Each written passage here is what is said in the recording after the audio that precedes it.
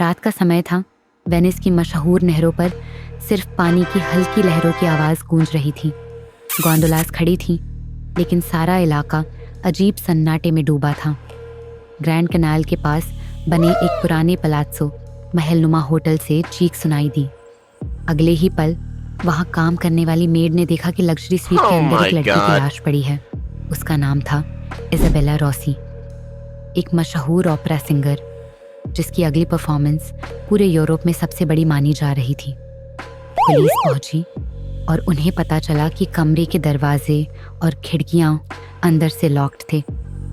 Body पर struggle के निशान थे, लेकिन कोई हथियार, कोई फिंगरप्रिंट नहीं मिला। बस कमरे की दीवार पर लाल रंग से लिखा था लॉम्ब्रा, द शैडो। केस इंटरपोल के स्पेशल इन्वेस्टिगेटर इथान क्रॉस को सौंपा गया, जो अपनी शार्प माइंड और अनकन्वेंशनल मेथड्स के लिए जाना जाता था। इन्वेस्टिगेशन शुरू हुई तो सस्पेक्ट्स सामने आए।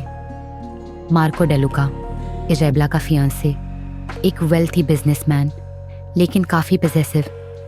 जूलिया कॉन्टी, दूसरी ओपेरा सिंगर जो हमेशा इजाबेला से जेलस रहती थी।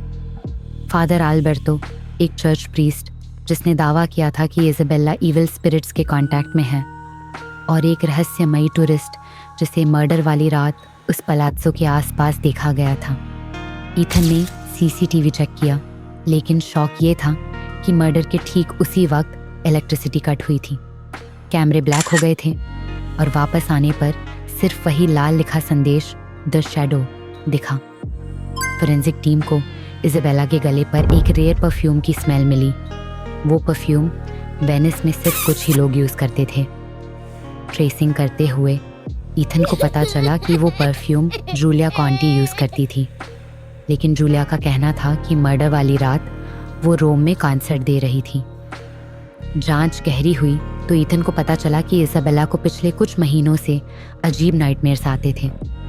वो कहती थी कि कोई शैडो उसका पीछा करता है, उसके कमरे में आता है और उसे स्टेज पर जाने से रोकना चाहता है। ईथन ने पलात्सो की हिस्ट्री निकाली। शॉकिंगली वो इमारत 17वीं सेंचुरी की थी और वहाँ एक बार एक मिस्टीरियस मर्डर हुआ था, एक ओपेरा सिंगर की ही। और उस वक्त भी दीवार पर वही शब्द लिखा गया था, द शैडो। अब मामला पैरानॉर्मल लगने लगा, लेकिन ईथन मानता था कि हर गोस्ट स्टोरी के पीछे एक ह्यूमन माइंड होता है।